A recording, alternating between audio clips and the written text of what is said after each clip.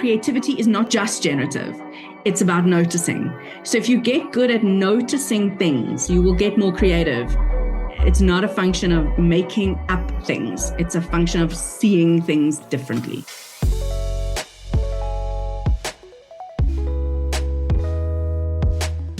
This is Humble Mind, and it's good to be back. We're a social learning community for people-focused entrepreneurs, coaches, mentors, and other curious individuals who share a passion for connection, conversation, and learning about the future. If you're listening to the podcast, I'm afraid to say that you're missing out. Humble Mind community members get to join our podcast recordings live, get early access to new clips on our platform, our weekly newsletter, access to our group sessions, courses, and exclusive workshops, replays from previous sessions. So don't delay. Check out join.humblemind.co today. How can you embrace being more original, more quirky? Essentially, how can you be yourself? It starts perhaps with your choice of words, how you can mold them and shape them to be more than just the sum of their parts, but also to communicate new concepts, new information, with passion, creativity, and precision, and even flair. And today we'll be speaking about just that on the Humble Mind podcast, which is great because communicating to connect is the theme that we're exploring this month in our live sessions. And kicking us off in style today is our guest with us, Tiffany Markman. Now, Tiffany was Africa's corporate and commercial copywriter of the year in 2023, Southern Africa's most effective copywriter in 2022, and in 2021, she was one of the world's top 50 female content marketers. Wow, they don't do that for everybody. She's also graced the stages. She's graced the stages in Southeast Asia, in the UK, Europe, United States. She's a sought-after speaker known for her frank and brilliant expertise in messaging, marketing, and media. And we are, at least I am, absolutely thrilled to have her here today with us to speak with the community. Welcome, Tiffany. Thank you. Thanks for having me. It's a very, I love listening to the intro, but I also hate listening to the intro. On the one hand, I keep thinking my mother will be very proud of me. On the other hand, it is cringy beyond reason, especially since I gave you that intro. But thank you for reading it so nicely. It was so well written. I told you I'm embarrassing. So yeah, wonderful to have you with us, and there's so much to talk about today, you know, on the theme that we discussed. So I'm really keen to get into it, but maybe just to sort of explore your angle through all of this briefly. What fascinates you specifically about words and creativity? Why do they matter? Why do they matter to you? They matter to me because I get paid based on how many creative words I can generate. No, I'm kidding. That is true. I've been a word nerd from the time I taught myself to read. I'm an only child, so I was raised in the company of a lot of adults. And when I was 3, I asked my grandmother to read to me, and she was busy, and she said, "Read to yourself." And I said, "But I can't read." And so she gave me an Australian Women's Weekly, the cookbooks that had the birthday cakes in them. I don't know if you remember when we were young, there were those birthday cakes with, you know, in the shape of numbers, or you could have the duck, or you could have the little car or the Barbie or whatever. So she gave me one of those, and I, over the course of a sort of nursery school holiday, taught myself the basics of reading, and a love affair sort of began that never ended. And I think that, I mean, those of you on the call with me live will know that when you love reading and when you love making words do things, it's a very short jump to writing and to loving making words do things outside of your imagination as well. So there's a very sort of linear leap from the one to the other. So you can imagine my delight when I realized that I could actually make money from this thing. I was 16 at the time. It's a not long story, but it's an anecdote that I won't share unless we have time for it. I got into it entirely by accident, and I realized that the more I could boost my creativity building competencies, and the more that I could reverse engineer my creative techniques, the easier it would be to replicate them under pressure, and the easier it would be to teach them to other people.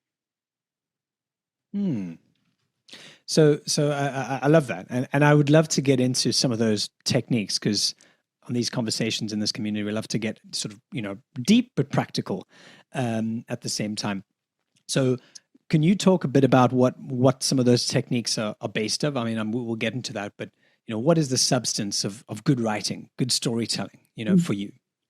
Look, it's a beautiful question, but an extremely hard one to answer.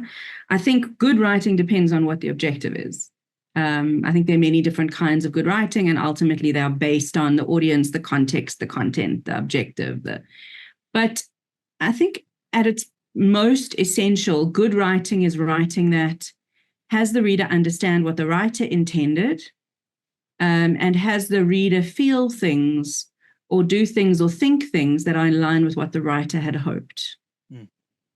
I think that for me is basically a summary of good writing that is broad enough to encompass nuance. Having said that, sometimes the best writing is the simplest. Sometimes the most beautiful writing is the cleanest and most obvious. Sometimes writing that on the surface looks very nice and very professional and very descriptive is actually not good writing, because you have to wade through a lot of weeds to get to the point. So, I think really it depends on what the context is. But by and large, I think it's when what you say is what the reader understands, and that's what everyone intended, And I think when there's a thought, a feeling, an action, some kind of measurable change that has happened as a function of the messaging, then I think you can say that the writing did its job. If I feel differently or think differently, or I'm able to do something that I couldn't do before, even if the purpose of the writing is not persuasive, then I'd say the writing has defended itself. I'm interested in the concept of creativity. We've actually had a couple podcasts and sessions that sort of dedicated to this, and we've had like a neuroscience angle on this. We've had a super practical angle on it as well. But it seems that if you look at the business world, by and large, obviously I'm speaking in relatively general terms here, but creativity seems to be something that everyone wants, but doesn't really want necessarily. You want to kind of be creative within bounds, right? Or there's a certain space for being original in a certain way, but it has to fit into 15 words or 150 characters, or it needs to carry our brand voice, which immediately limits you. And there's obviously good reasons for that. But I'm just interested to explore your views on how we're undervaluing or underappreciating, underusing maybe, how to be original, how to be creative, specifically in the business world, whether you're working in a big company, whether you're working for yourself perhaps, and you're trying to find a good way to define and to describe what you do. How do you kind of see this question? Well, I think you've raised a really relevant conundrum, and that is that very often, those of us who write for money will be asked to come up with something really creative and really unusual and interesting and extraordinary. And the client will inevitably say out of the box. And and I know that they don't want out of the box. They just want slightly fresher than everyone else's, but in all other ways exactly the same. Because they are scared of newness. And everybody wants disruption, but no one actually wants disruption. It is a very rare client who will let you be disruptive, who will let you go balls to the wall, who really knows what out of the box means in a way that they will commit to signing off the weird shit you come up with as a consequence of that. So, because that is the case, when we are really given creative freedom, and when we suspect that the client might be quite serious about being willing to sign off something wacky, they tend to get the best out of us, because we know intuitively that we can actually go beyond the box. I think that if I look at my own career, the very best creative work I've come up with has either been so easy, it has jumped into my head as if it were waiting for me. And it's come so easily that I've almost questioned whether it can possibly be the right creative idea. Like that, finding that was so simple and so quick, it can't be right. I've definitely missed something. It's either that, or I go completely off track, like not off track, off the client's comfort zone, and then I ask them to rein me in, Mm. And then we find a place that they're happy with, that I'm happy with. Mm. Or it's hard won as a function of very deep rabbit holing. Mm. Those are the three situations in which I tend to find the best ideas, either because I go totally bananas and the client reins me in line with what they need and want, or I rabbit hole totally and I come up with something cool, or it just emerges in my mind fully formed, usually when I can't write anything down. So usually at the beginning of a yoga class, a massage, a shower, or something inconvenient. Yeah. I often find, and maybe other people listening as well, this is a similar experience. I find my best ideas come when I'm walking out there, putting my son to sleep, just taking a walk with the baby Bjorn. And then I always have to bring my phone, even though I don't want to. Yeah. Just because I know that about 7 things are going to come to me, and I just got to note them down. Yeah. And so there is a sort of a kind of an inconvenience at the way ideas seem to come through, isn't there? I was telling my daughter this morning, we saw a guy, we were driving to school, and I saw a guy carrying a baby. It looked like the baby was sitting on his head, like a periscope. It was like a chair, and the bottom of the chair rested on this guy's shoulders, and the baby was behind his head, and the arms and legs were going, but this baby was here. And my daughter said, "That thing's so cool. Did you have one of those for me?" And I said, "No, when you were a kid, a baby 13 years ago, I sort of strapped you to my chest with a very, either the Bjorn or a very convoluted rope thing." Indeed. And I told her that I often used to drop food on her head because her head was right here and I was eating. So I used to drop stuff on her head, but I also had a little notebook that I used to balance on the back collar of the baby Bjorn so that I could take notes while she was sleeping on me. That's it. You've got to put that in your autobiography one day. I don't think I'm interesting enough for an autobiography, but I wouldn't mind finding that notebook. Yeah. Got to find that somewhere. Probably some good stuff in there still. Yeah. So we talked about, saying things in an unusual way. And that often seems to be the basis of a lot of memorable, whether it's words or concepts or promotional material, whatever it might be. It's something that catches you off guard in such a way that catches your attention. It does the job, right? It arrests you in a certain way. And so creativity and kind of the originality that we're talking about a lot of the time really, at least to me, seems like a sort of a search for freshness, something that hasn't been said, or a combination of things that have not been put together in quite that way yet. So how do you ideate?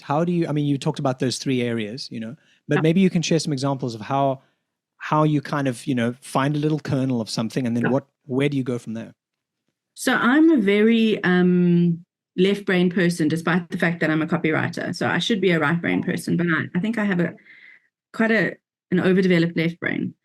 And so I follow a very simple process that, happily for those of you who are with us either now or listening later, is easy to replicate. I follow one of 3 steps as part of what I call the micro-focus methodology. And that's a really pretentious name that I came up with to describe the way I do things, because I needed to give it. You should trademark it. I needed to give it a name if I wanted to teach it to people.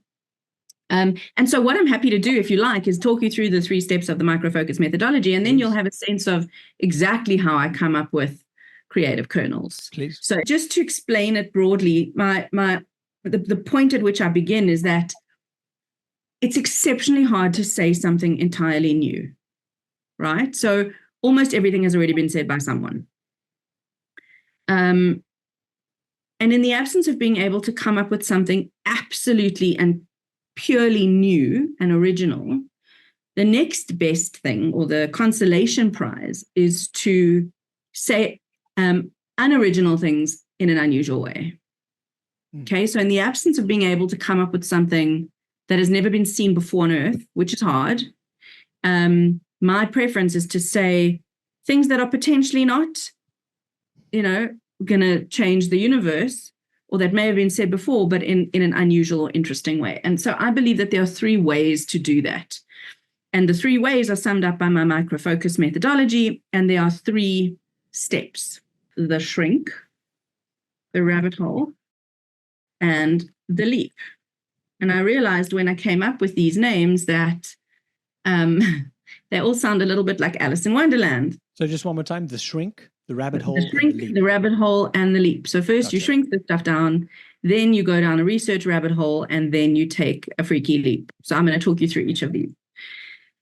The shrink is about reducing everything to one human or one entity. So for example, if I'm writing, let me use myself as an example. If I'm writing a radio commercial for a tick and flea product for dogs, it's not enough to just talk about dogs, right? Because everyone who does tick and flea stuff talks about dogs and cats and your fur children and your fur family and all that stuff. It's been done a million times. But what if we speak about one dog? What if we make people care about one particular dog, whether or not that dog looks like their dog, whether or not their dog is, the same breed, whether, what if we create a dog, we call him Rex, we say that he's a corgi, and Rex is itchy. And we personify Rex. We give Rex a voice and a personality, and we put him on the radio complaining about how itchy he is and asking his mom and dad to get him this tick and flea product. And people care about Rex, who doesn't exist. Even if they're not dog people, people know about Rex because he's funny. And you will have seen this as well with Buddy the Boxer in the Toyota Hilux ads, that dog with crazy teeth. People attach to this one where they were not likely to attach to a group. You'll remember the drum-playing gorilla from Cadbury's. Exactly the same thing. Gorillas have nothing to do with chocolate, but people attached to this gorilla. People were obsessed with this gorilla. And other examples of this are things like in the more sort of internal comm space. You might, if you're a company and you're trying to convey your employee value proposition, it's very boring to issue a leave policy or some information on the incentive scheme. But what's more interesting is to create a colleague, an artificial human, and to just talk us through a day in her life so that you know what the leave policy is and what the maternity policy is and what the ergonomic chairs look like and what sort of coffee is available at the coffee station. So the minute you take it out of just being vague and you make it one human, suddenly it becomes very interesting. Another thing that works well with a shrink is the behind the scenes. People love behind the scenes. They love knowing what's going on in secret, scarcity and that sort of thing. So any sort of behind the scenes look or, sneak peek, that sort of thing, that's very much shrinkage. But just to give you an example, and I use this example a lot because it really explains how you can take a super boring thing and make it unboring. When the Ever Given container ship got stuck in the Suez Canal, this was March 2021, I think. It got stuck sideways in the Suez, and there could be no exiting ships and no incoming ships for 6 days. So the traffic beyond it in the port couldn't get out, and the traffic in the ocean couldn't get in. And it was a complete disaster. I think the fallout was $9.6 billion worth of global trade was halted during that 6-day period. And I had 2 clients who were in global trade at the time, one in Switzerland and one in the US. And they both wanted interesting content for their audiences on the Suez Canal blockage. But everything that could be said had been said already. The whole media was talking about it, the whole of social media. There was nothing original that I could possibly bring to this issue. So I used the shrink to look at the smallest possible thing that could affect the largest number of people. And I realized that one of the things that got stuck was global knife and fork exports. Pretty much everyone has either eaten in a restaurant, been in a hotel, or used a knife and fork. So I was able to do a hospitality-orientated thing for the one client based on knives and forks, and then a totally different random thing for the other client. So when you shrink it down to the smallest thing that affects the largest number of people, then suddenly it becomes very interesting. So that's the shrink in a nutshell. It's brilliant. And there are 2 more. The rabbit hole is the one where, exactly like Alice, you follow the rabbit down the rabbit hole and you don't know what's going to come up. So this is where you do weird research. You find weird, unexpected overlaps or connections between things. This very cool thing is called the shelmet, and it's a helmet made out of shells.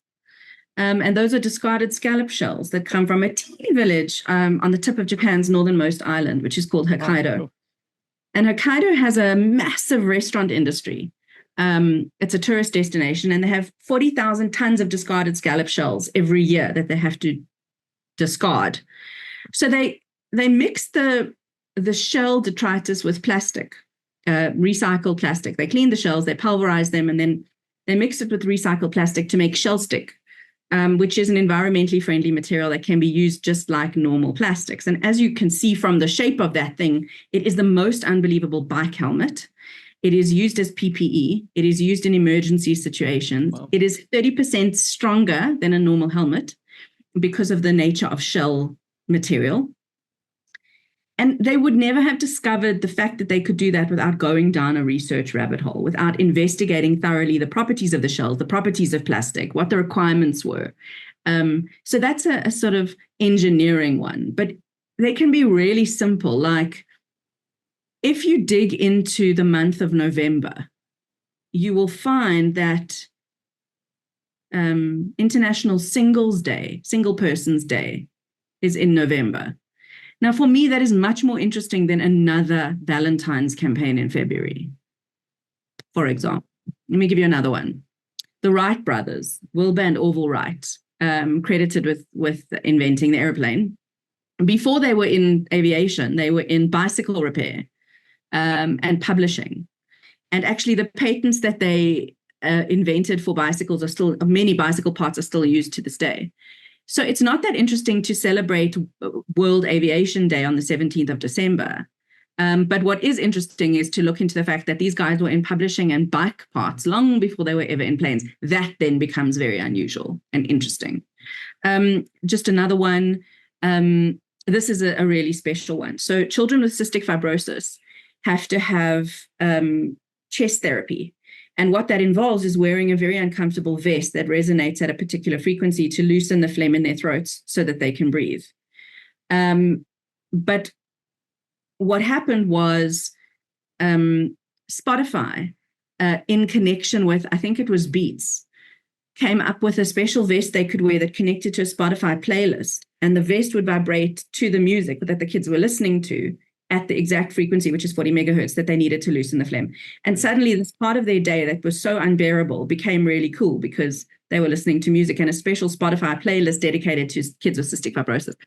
Now, that required research into the frequency and into the kids and into their lived experience with that vest on. So if you have an appetite, I'll give you one more. Please.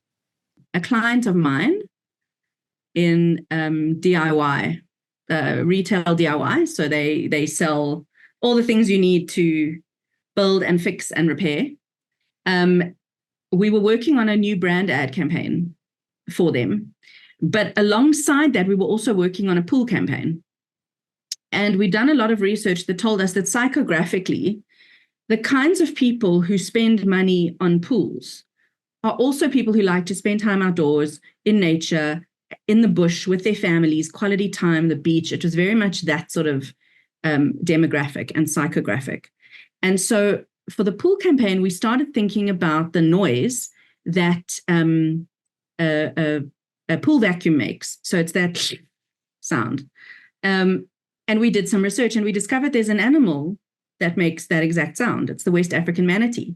Oh, yeah. And the manatee basically lurks around on the bottom of bodies of water and slurps up detritus and keeps the riverbeds clean. And so we had a causal link between the manatee and the pool vacuum. But what we also had was an idea for a very cool brand ad campaign that we expanded beyond the pool.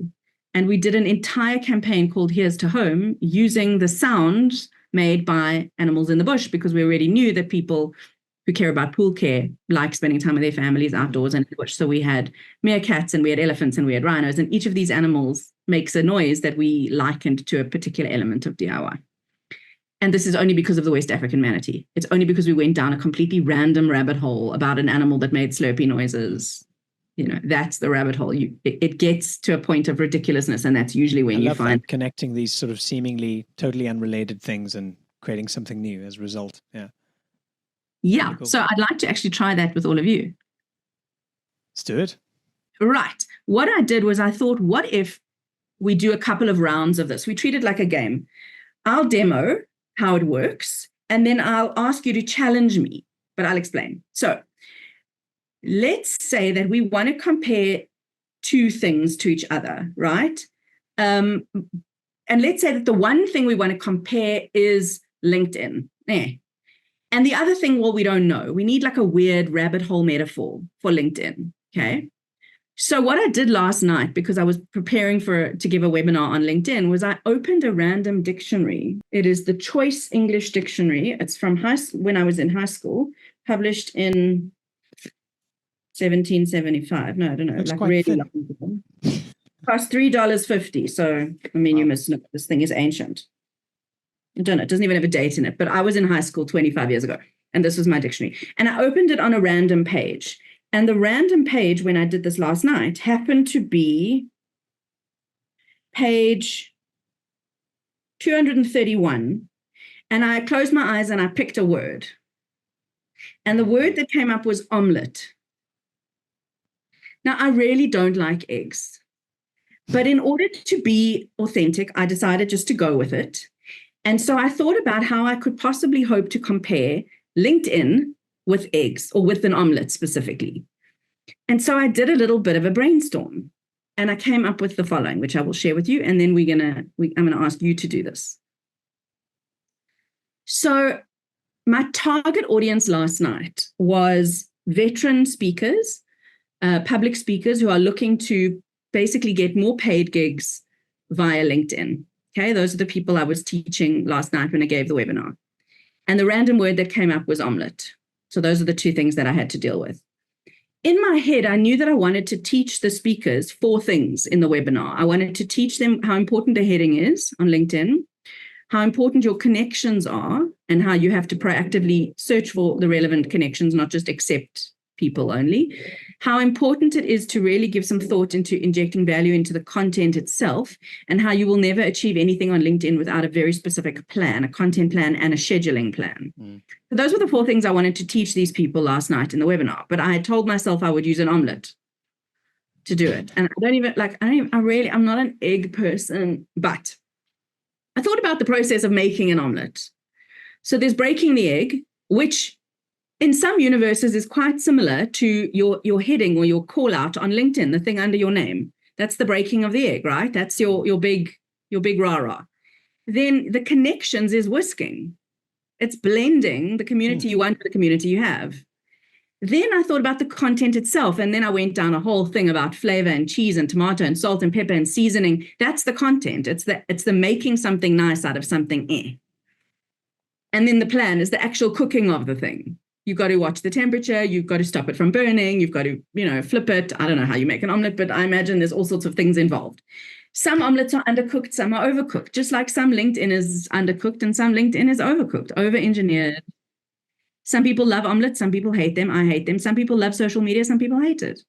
And then, of course, I went down a whole thing about fancy brunches. And can you see that it is entirely possible to pick a totally random thing and make it meaningful in the context of a message? Yeah.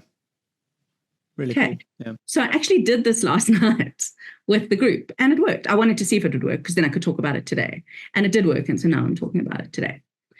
But really, this technique is nothing, it's not rocket science. I was taught this technique in grade 11 by my English teacher because she wanted us to be able to answer questions on metaphor. So compare and contrast Hamlet's emotions in XYZ soliloquy with Ophelia's feelings in XYZ scene, right? So it's the compare and contrast question or the metaphor question. And basically, it's the this equals that technique. You take the things on the left-hand side, which are your topic or your target audience or the must includes of your concept or campaign. And then on the right-hand side, you unpack all the weird little nuances or elements of the random thing, whether it's an omelet or, seashells or aviation. Okay. So I want to show you how we can do this without necessarily having time. Like this, in all fairness, I could have done this. It could have taken me 6 months to get this omelet thing right. And now I'm presenting it to you. And how would you know that I genuinely looked in the dictionary last night? So what we're going to do is I'm going to ask one of you to give me a topic or a campaign idea or a project, I don't know, something business related that we might be faced with. And then I'm going to ask another one of you to open a book or come up with a word or just throw me something totally random. Okay, and I'll give you something. Yeah, I'm ready. Okay. Business process management. Give you something really boring. Yeah. Amazing. Okay. Yeah. So we have, all right. So the first thing I do when I get this is I take my little analog, old school A5 notebook, business process management. Okay. And just take me a little bit further there, Alex. So give me like what are we trying to say? What is the angle? What is the hook? Are you asking me about what the story is, or like just what give me problem I have about it? A rough sense of what about business process management might we be right? Let me think about it from the perspective of, so business process management is often clunky. It's often the kind of thing that people know they need, but they're not quite sure where to start, what kind of software to put down. Probably using a whole lot of spreadsheets that don't talk to each other. Often, needing to be quite detail orientated, and that's difficult if you're not detail orientated. Okay, good. I'm going to ask one of you to throw me a random. So pick up a dictionary, turn to a random page, or look at the last photo on your Instagram. I don't know. Somebody give me something random. My Little Ponies. I'm just looking around my office. Push pins. I've got one for you. Oh, amazing. Who was that? I'm looking at a web. Hello, Matt. my name How's is it, Matt? It's good. How are you? Good. Good. I'm looking at a web page right now that says sundial on it. So my random word is sundial. Amazing. So I have sundial from Matt, and I saw that Colin was showing me a word search, right? Or a puzzle book. Show us that thing again. What was that thing? A puzzle book, a word search magazine. Okay, amazing. So let's see if we can do them twice. Let's see if we can do it twice. So on the left-hand column, I've written down business process management, and I wrote down a couple of the words that Alex said, which were clunky, grudge purchase, not knowing where to start, integration challenges, detail orientation. So if we go with a word search, and if I look at elements of a word search, so at first it looks very opaque, right? It's a whole lot of letters that don't mean anything. So there's confusion. There's no differentiation or distinction between any of the words. You have to actually concentrate on the details in order to find the words that you're looking for. And just as soon as you think you're done, you turn the page and there's another one because it's a word search magazine. What else happens with a word search? Well, you need a pencil or a pen, right? You need tools. You need, let me just think about a word search. Oh, it can go in all directions, right? So it can go down, across, and diagonally. It makes me think of an airport waiting for a plane. Yeah. I don't know if that's helpful. Ooh, there's a whole nother, I'm drawing a line here because there's a whole nother thing we could do there. Okay, so we have the word search and we have business process management. Now, let's say that we were trying to come up with a social media post featuring a word search, asking our audiences to look for words linked to business process. I mean, I'm really just linked to business process management, right? And let's say that the caption of the post said something like, you may not have looked at sense in the chaos. Yeah, you may not have looked at a word search since you were 12 or since you got stuck at the dentist and had to wait an hour for him to see you. But if you think back, you'll remember how hard it was to find the meaning in the chaos, how hard it was to dig through a whole lot of undifferentiated letters to find the ones that were meaningful, how hard it is to find patterns. You may have felt the wasting of your time, like you may have felt that your time was being wasted, it was a grudge. You didn't really know where to start. Did you have the right tools? Did you even have a pen on you? Did the dentist receptionist have one? Were you at school? Did you have to sharpen the pencil first? Where to begin? If you're not a detail-orientated person, then word searches can be very intimidating. Can you see that every single thing I'm saying relates to business process management? Yeah. Okay. So basically what we do is we blather out a whole lot of nonsense that can be speaking about either one, and then we pick out the really good ones and we use those as the basis for our creative idea. And suddenly we have the idea of talking about BPM using a word search. Okay. Let's do one using the sundial. Now, it's going to become very obvious, Matt, that I don't know the first thing about sundials. And so, if you guys weren't here, I would now go and do some research and whatever, but I'll use what I do know, which is negligible. So a sundial uses the position of the sun. It works, as far as I understand, using shadow, and then it tells you what the time is. Yeah. Based on the position of the sun in the sky. It's an ancient timekeeping method, I would imagine, although today it is probably used as some kind of a like retro, shabby, chic decor item. Less useful at night. Correct. Yes, only works half the time. Okay, good. Yeah. So now we have a thing. Now we could go down a thing of saying, if the thought of BPM, of business process management, makes you feel like you spend half your life in shadow, and you really don't know, what's going on, what time it is. There's a complete lack of integration. Like, you can talk about the fact that a sundial doesn't speak to your Apple Watch. So like with BPM, there's a lack of integration. You need to focus on things that are not your comfort zone. So you have to be able to read where the thingy is in relation to the sky. You have to be able to read how the processes are going in relation to the platform or the portal or the software or the spreadsheet. Okay, can you guys see how this works? It's really good. It's such a creative way of taking something that otherwise might be really quite tough, like chewy meat, and kind of, just see it through a different lens. It's really what it is. I mean, and once your brain is alert to these things, like you just said, chewy meat, and then I started thinking, imagine why have I never made a podcast? Because it's exactly like chewy meat. I get started, I can't swallow the damn thing. It takes time, it hurts, it's unpleasant for me, and I'd really rather eat something else. And that is why I don't do podcasts and I do writing. Well, I'm glad you're on this podcast. I do podcast interviews. I just don't make my own. So I will eat a steak cooked by someone else, but I will eat one cooked by me. Just not my own one. Yeah. Yeah. And that's one of the things about creativity. It's not coming up with, it's noticing. It's not generating, it's seeing. And the minute you realize that it's being receptive, not being necessarily generative, then the whole world is a creative opportunity. That's really beautiful.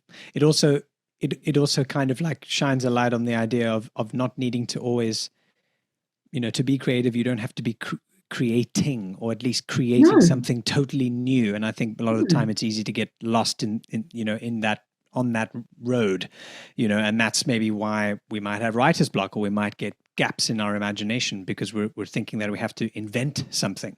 Whereas maybe we just need to see what's perhaps already there. Yeah. I can't afford to get writer's block. I don't charge by the hour anymore, but I used to. And writer's block is not a thing that happens to me. It's just a non-thing.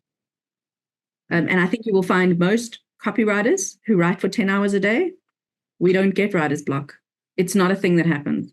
You'll get novel writers and poets who get it, but people who write for money, money, output money. I don't know, any writers on this group? Matt's nodding. Matt looks like a writer. Jonathan, is writer's block a thing that happens? No, you pick up your pen or you open the blank page and Soma, writer's block over. It's not a thing that happens. Yeah. The minute somebody tells me they have crippling writer's block, I know that they don't have a writing practice. Yeah, the practice part's so important.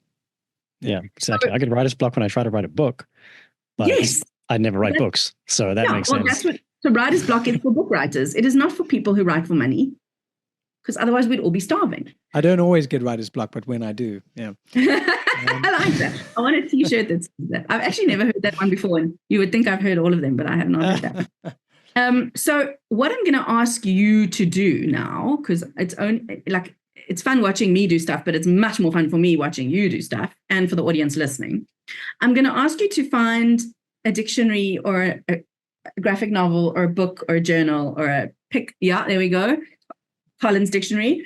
I'm going to ask you to find something with words in it. Colin, you can even use your word search magazine and just randomly look for a word. And I'm going to ask you each to pick a word. Okay. And then I'm going to ask you to pop it into the chat. And I'm then going to assign you things and tell you what the things are. I'm not going to tell you what the things are before you choose the word, because then you'll just one word each? Just one word each for now. Okay. Standing by. Woo! Alex goes big. Yeah. Tropical. Impenetrable. Nice one, Colin. Did you actually find that? Did you have to look for that one? Tropical Colin. Game changer. Insane. Love it. Matt, your clients are living in your head. Sustainable. Homage. Wow. Big one. Homage. Troy, you win. I think Troy and Alex, I mean, no, it's not a competition, but if it were, Alex and Troy are so far winning with impenetrable and homage. 1, 2, 3, 4, 5, 6. 1, 2, 3, 4, 5, 6. Okay, cool. I have 6. Alrighty. I'm just going to randomly assign them, but I'm not going to assign you to your own word. Okay. So I'm just going to work in opposite order. Right. This is what we're going to do. So Troy, you have herefore been assigned impenetrable. Matt, you have been assigned tropical. Ms. Hammond, you have been assigned insane. Good luck with that. Jonathan, you have got the very sad sustainable. Alex, you have got homage. Lovely. Okay, so does everyone know what their word is? Anne. And Colin, what did you get? Anne. You got Anne? Yeah. That's Anne's name. I'm completely confused then. I don't know what I got. I thought the name was Anne. Yeah, the word No, is I'm giving Anne. you Anne. Go for it. Anne, Oh, wow. do it. Okay. There's no such thing as a wrong answer.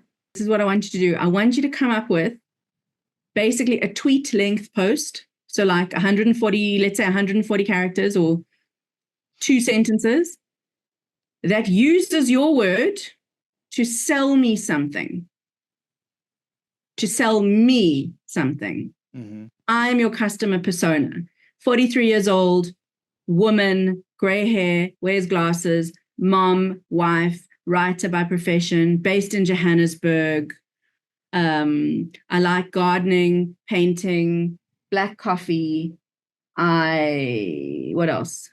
I want you to use your word in a tweet length post to sell me something. Does somebody want to give me one? Yes, I'll give you a word. Okay, give me one, from Alex. my massive dictionary. Yeah, give me one. Tenacity. Tenacity. Amazing. Okay. And am I selling myself something? Sell me something. Sell you something. Okay. Alex, I need a bit of info. Sell me this pen. No, I don't do that. What's that? Leonardo Sorry, I had DiCaprio to. and Matt McConaughey in Wolf of Wall Street. Yeah. I'm 33. I live in Spain. I have 3 kids. I like music, Indian food. I do yoga. I've got long hair. Enjoy walks in nature. Okay, got it. Okay, I'm done, but I'm going last because I'm not having anybody get performance anxiety. I want to just guide you a little bit to make your lives easy. It's just a tweet-sized post. So a caption, a once-off little nugget for social media. The goal is to use the word, but not lose sight of your objective, which is to sell a customer persona who looks like me something that I potentially need or want. So the word is the secondary thing. What you actually want to sell me is the primary thing. So always, that's why we start on the left-hand side. If you remember my columns, we always start on the left with business process management or with the boring outcome and then the sexy outcome. Okay, that's the way to do it. Don't start with the sexy outcome. Like if I try to come up with something about tenacity, it wouldn't resonate with Alex. It would just be about tenacity. And then I'm writing out of ego, but not out of strategy. So Jonathan and Matt, you're up in that order. Jonathan, go. Okay, I've got, because I'm 44 and I have a kid and I'm married. So I think I have some insight into you as a writer. And I said 50% off a sustainable eco treehouse weekend with craft coffee, daily massages, and an adventure guide that will get your kids the fuck out of your face for 3 hours a day. I'm in, take my money, take all my money, take it now. Here it is. I'm in. You had me at massages, and then when you said get the kids the fuck out of your face, I basically wanted to marry this idea. Love it. Well done. Amazing. Okay, Matt, go. Yeah, I went a little simpler. My word was tropical, and I wanted to do something that kind of caught the feeling of the tropics without being specifically about that, like environment. And you said Nice. coffee, which I caught my eye. So I said, sip the sun on your face and feel the sand between your toes with Kona Coffee's new tropical blend. Oh, love it. I'm in. Can I have it now? Do you deliver? Not that far. Oh. Okay, you guys are getting this. Colin, your one was hard. Your one was Anne. So, Tiffany, Anne is the queen of all man. If you believe in Anne, then I'm a fan. So, Tiffany, would you like to meet Anne? Yes, I would. You wrote a rhyme. I want to meet Anne, the queen of all man. I'm fascinated. I'm in. You also got such a nice voice, Colin. You can basically sell me ice in winter. Very nice. Right. Then we have Anne. I want to hear what you have on. I think your one was insane. Enjoying the vibe of black coffee can be insanely satisfying. Yes, it can. And I also feel insane when I don't have any. Yes, good. Okay. Can you see that, like, the minute you take something random, like the coffee, and insanity, you suddenly get something interesting. Whereas if you just tell me about coffee, I really don't care. It's not enough to tell me about coffee. You've got to make it resonate with me. Good. And yes. Troy, I think you had impenetrable. I had impenetrable. Tiffany, my product was Whiff of Zen, has an impenetrable foundation of fragrance that will relax your mind and your body after a tough day's work. Oh, I like it. Whiff of Zen. Love the name. That's good. Yeah, it sounds cool. I'm intrigued.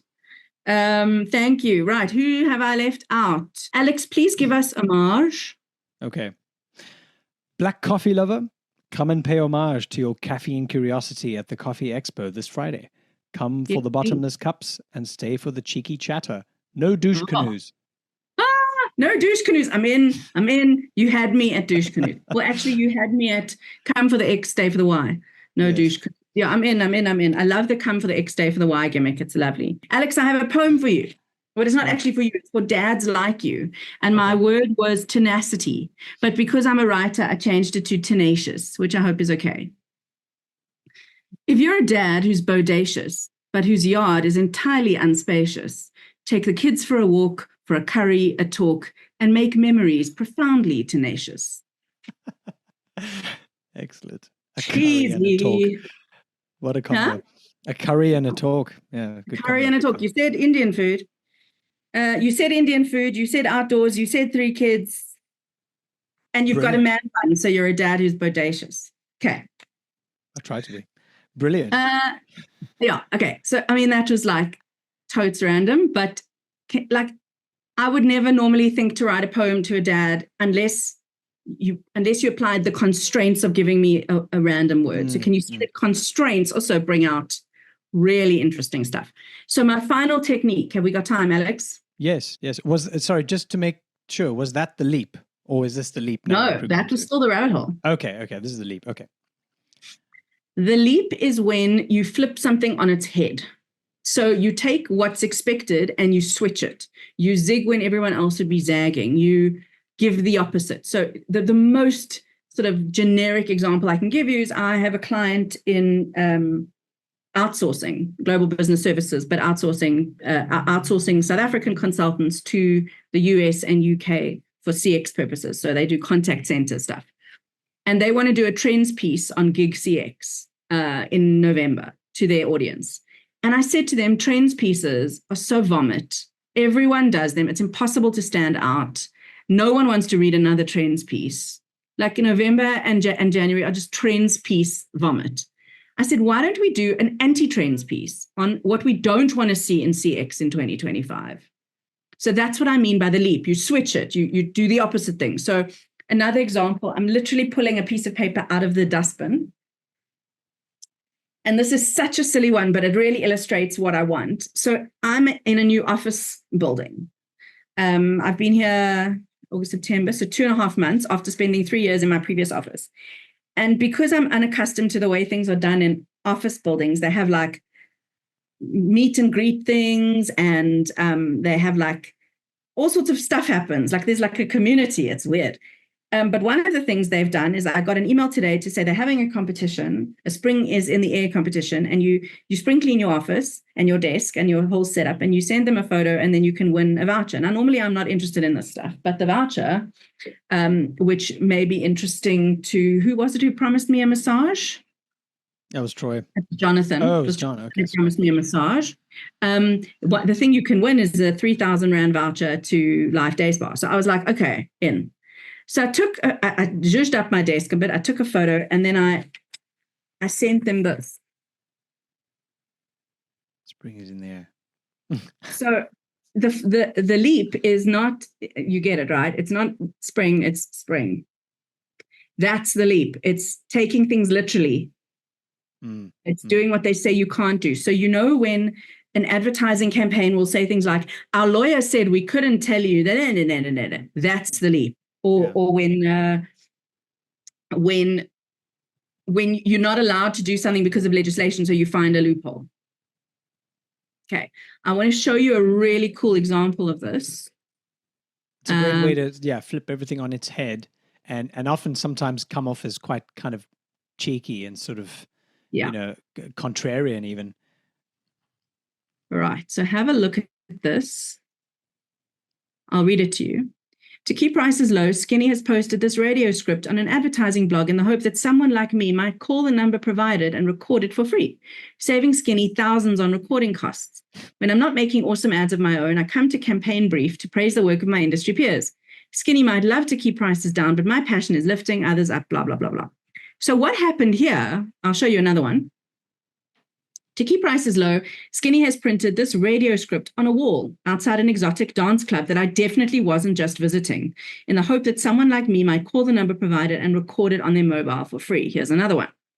I don't know if you can see it, but it says, to keep prices low, Skinny is publishing their radio scripts all around the country in the hope that people like me will call the number provided. Now, what is that?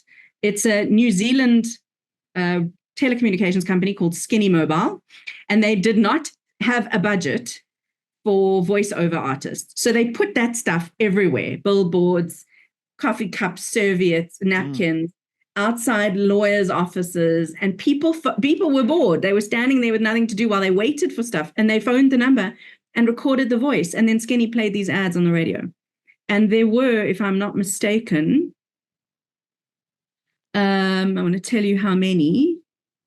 So each script had an 0800 number directing callers to the Skinny radio ad recording service, which was just an answering machine. From there, the recordings were given the Skinny jingle and dispatched as radio ads. Each script was contextually specific. And I think they had something like 2,500 iterations of that radio ad. And why did they come up with that campaign? Because they didn't have money for voiceover artists. So they leaped over the need for a voiceover artist and came up with that campaign. Another one, this is a South African one. And since so many of us on the call are South African, I think this might resonate. But for anyone who likes beer, I think that this will resonate as well. Let me just find it for you. So Castle came up, well, SAB rather, the South African Breweries, which is the creator of Castle Lager, came up with a Bread of the Nation campaign because they wanted to make a beer ad without beer. There are all sorts of there's all sorts of legislation linked to advertising alcohol. So that isn't why they did it, but that's where this idea came from. This became a project that aimed to feed South African communities in need. They took the spent grain from Castle's brewing process and they repurposed it to create bread that was extremely high in energy, fiber, and protein. And then they distributed the loaves throughout South Africa, and SAB made a 3-year commitment to feed the nation in this way. Wow. And that's Castle's Bread of the Nation campaign, which was a rabbit hole because the research that then led to a leap because you can't advertise alcohol in certain contexts. That is cool, right? Yeah. So let me give you one or two more. That's awesome. Zonda Morris. This is Zonda Morris over here. He was the first openly gay class president in Florida at the Pineview School. At the time that he was graduating as valedictorian of his class, he was also the plaintiff in a lawsuit challenging the Parental Rights in Education Act, which was Ron DeSantis's genius idea. It's the Don't Say Gay bill. So it means that you can't speak about being gay at school. It's like the Don't Ask, Don't Tell rule from the army. And because he was a plaintiff in this lawsuit, but he was also gay and also the class valedictorian, school administration hauled him in and said, you can make your speech on graduation morning, but you cannot use the word gay. So I want to read you what he wrote. He said the following. He said, as you know, I have curly hair. I used to hate my curls. I spent mornings and nights embarrassed of them, trying desperately to straighten this part of who I am. But the daily damage of trying to fix myself became too much to endure. While having curly hair in Florida is difficult due to the humidity, I decided to be proud of who I was and started coming to school as my authentic self. There are going to be so many kids with curly hair who need a community like ours, and they won't have one. Instead, they'll try to fix themselves so that they can exist in Florida's humid climate. That's the leap. It's do what they told you couldn't do, but actually do. It's so beautiful as well, because there's obviously an extended metaphor, or maybe it's a double entendre, or both at the same time, but there's a sort of an extended piece there, which makes the angle through which he's explaining something, perhaps if he was using the word gay, it would be kind of less memorable. I agree. Directly about it, but rather through another lens, it's kind of more poetic and memorable. Yeah. So, I mean, you may be interested to know what happened since then. He was 18 at the time. He's now 21. The bloody Parental Rights and Education Act did pass under Ron DeSantis, and it's still in place in Florida, so you cannot say gay in a Florida school. But our friend Zonda Morris has become a leading lobbyist for LGBTQ issues in the States, and is also going to Stanford, where I'm sure is going to show the whole world who's boss. Wow. I can't wait to see what he does. And that is the leap, as exemplified by Zonda Morris. Alex, you wanted a summary.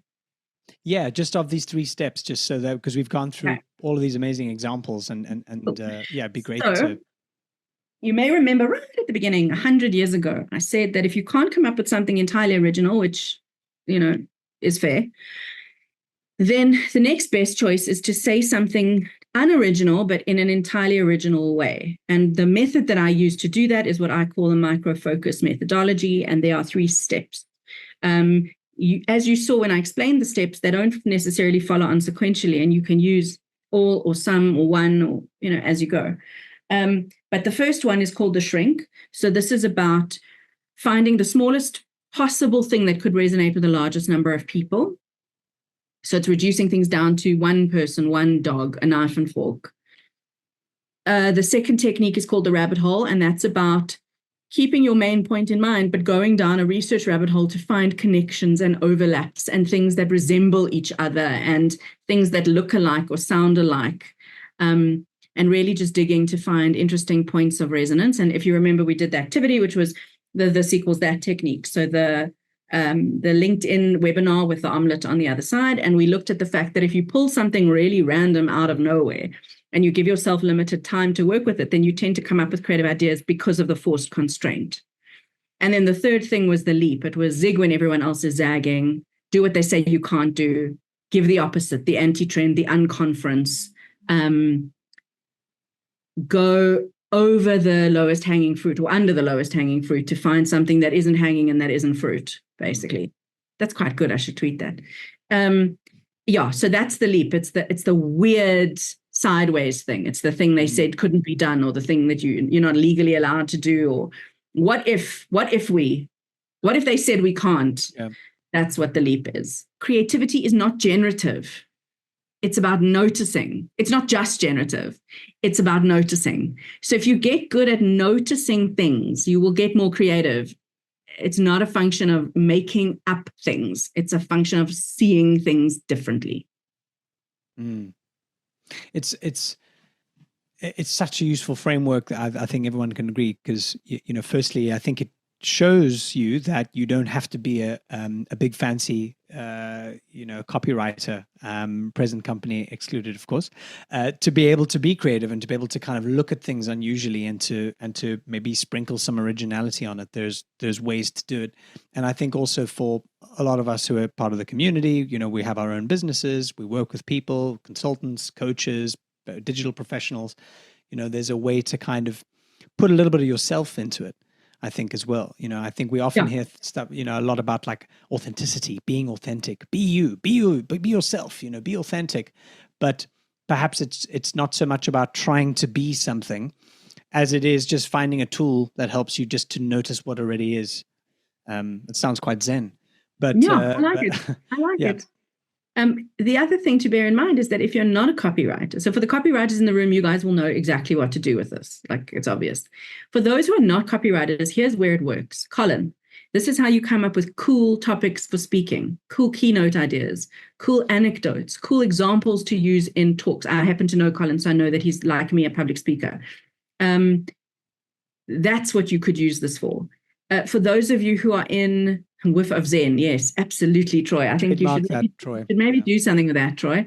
For those of you who are not in copywriting, but who are in any sort of industry that requires internal, external communication, you could use this technique for your messaging, for theming events, for wishing your clients happy festive season, for sending out, I don't know, notification that you'll be out of office. Like my out of office replies are always themed around bots. So it says, Tiffany Markman is currently out of office, and this is being written by a bot. And I've got this whole bot thing that I do whenever I write an out of office. You can use it for all sorts of things. You can use it to, I don't know, write your mother a birthday card. I did a whole thing with my mother and Chardonnay for her birthday. There's all sorts of applications, even if you're not a writer. It's brilliant. I feel this has been such an education. Last question, and then I'll open it up to anyone else who might want to ask anything else. I'd be remiss if I didn't ask about your thoughts on AI and whether our, it was coming. But what are your thoughts? Is it friend? Is it foe? Is it part-time lover? Like where are we? Is this a whole? Have we got another 90-minute interview starting now? Because I can go for it. No, I'm kidding. I absolutely love AI. Well, no, that's a stupid way of phrasing it. I absolutely love using large language models like ChatGPT and others as a research partner, as a research co-thinker, as an idea generator, as a sanity checker, as a what gaps have I missed. As a sounding board, generative AI is absolutely amazing. Having said that, I get good things out of generative AI because I'm very good at prompting it. And I'm only very good at prompting it because I've worked hard to be good at prompting it. I've seen only too often the extent to which a shitty prompt will yield a shitty output, and then the person will say, AI is terrible. Yes, but you didn't brief it properly. So AI is amazing. Is it decimating my industry? No, because the client can't even brief us. What makes you think they can now brief a bot? Like, seriously, firstly. Secondly, what it is doing is it's eliminating the lower end of the market. So the kinds of people who became content creators and then went straight to Fiverr and Elance and Upwork for $5 an article, those people are in serious trouble because it can be done better by a bot. But those people were always in trouble. Their business model was never sustainable, and they must go work for Uber or something. Those people were not the cream. The cream will be fine because the cream are all using AI, and it's making us quicker and better and cheaper and whatever. Bottom end of the market was producing mediocre mush anyway, and something was going to take them out at the knees, and that is what AI has done. However, because AI is new, it is also insufficiently regulated, which means there's all sorts of questions around whose copyright it is. So I put something into a bot. Who owns that prompt? Not me. The bot gives me something. Can I then on-sell that to a client? No, I don't own it. So the issues are complex, but not complex enough to warrant not getting involved. So that is, I mean, that I could really talk about this for hours, and I have a keynote on this, which is an hour long. So I literally can talk about this for an hour. But I'm a fan, and I'll say the cliched thing, which is that I don't think that writers are going to get their jobs taken away by AI. I think writers are going to have their jobs taken away by other writers using AI. Yeah. No, it makes so much sense, especially I think after we've done some of these exercises related to those 3 steps that you gave us, because once again, in order to kind of be original with words and ideas, it requires you to kind of take quite disparate and unusual elements and combine them. And I think that it doesn't mean that large language models might not get there, but to put them into a digestible way, which is ultimately still going to be consumed by a human and find that pleasing or informative or useful to their lives, that requires a little, It's not good at randomness yet. It will get there. But randomness, nuance, weird levels of detail, AI is just not good at yet. Yeah, absolutely. Thank you. Guys, anyone else? I got a question. Thanks, Tiffany. This was a lot of fun, really interesting. But just talking about AI, I'm probably terrible at prompting, but I will sometimes start to create a flow, and I'll start writing, or I'm perhaps building something, and then I will go, I wonder what AI thinks, and I'll feed it through ChatGPT, for example, and then it spews something out. And if I do that a few times, then I end up feeling like I've just been robbed of something innocent in a way. And so I guess my question is around, like, how do you strategize that? Like, when are you going to input into some kind of when are you going to keep it organic and allow it just to percolate?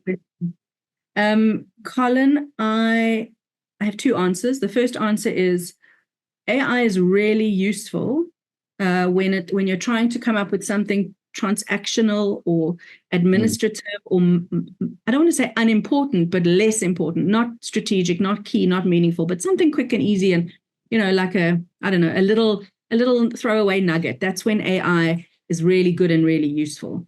Where it throws you off and where you land up feeling cheated is where you begin the process, you go to AI out of curiosity, and it takes you off course by directing you down its own rabbit hole. So the second part of the answer is I follow a very strict process for AI when I'm in a creative situation. I use my human brain first to come up with the meat of the thing. So the hook, the angle, the concepts, the this equals that. I sort of map everything out in a skeleton way using my human brain. I then move to AI, and I prompt it to either sanity check those ideas or to help me weave together a very rough draft using the skeleton. So I use bits of the skeleton to ask the generative AI model to give me something else or something different, or check me for gaps, or question my thinking or whatever. But then I'm very careful never to trust that draft. And what I mean is I then take that apart and go back to my human brain. And then at least I feel like it's still me, it's still human, but I've used AI for what I think it's best at, which is the middle, the messy middle. Yeah, that's great. Thanks. And I like that idea of integrating it back into the human. So yeah, human brain, AI brain, human brain again. Switching. Cool. Any other questions? Okay, so let me just say this. I'm open for questions indefinitely until death. So just when this ends doesn't mean you can't ask me questions. Those of you on the call will be able to find my contact details in the show notes. Pop me a question at any time. Those of you listening to this afterwards, you'll be able to track me down somehow. Just Google Tiffany Markman and you'll find me. Ask me the question. Just remind me that it was the context of this podcast, because I do a lot of interviews. But you don't get to, there's no embargo on questions after the Q&A has ended. I still continue to exist and can continue to answer questions. Yeah, thank you, Tiffany. Thanks so much. It was an amazing session today. Really, really practical. I think we all really enjoyed the flow of how to think about things creatively, and how to use constraints in a really creative and original way as well. So thank you. Super useful. Thank you for having me. Yeah, and hopefully, we'll love to have you with us again sometime soon. I'm in. You just tell me when. Community now. You're branded. Yeah. So you just tell me when, and then I'll get the coffee from Anne, and I'll get the perfume from Troy, and I'll get the sustainable eco bath, and I'll get all the cool stuff that I've been promised. Beautiful. Thank you so much. Thanks everyone for listening and joining in. Appreciate it. Thanks for listening to this episode of Humble Mind. I hope you enjoyed it. If you're curious to take a look at our community, if you're not a member, you're missing out. Make sure you head to humblemind.co to check out more and to see what we're up to. I look forward to seeing you there. Until next time.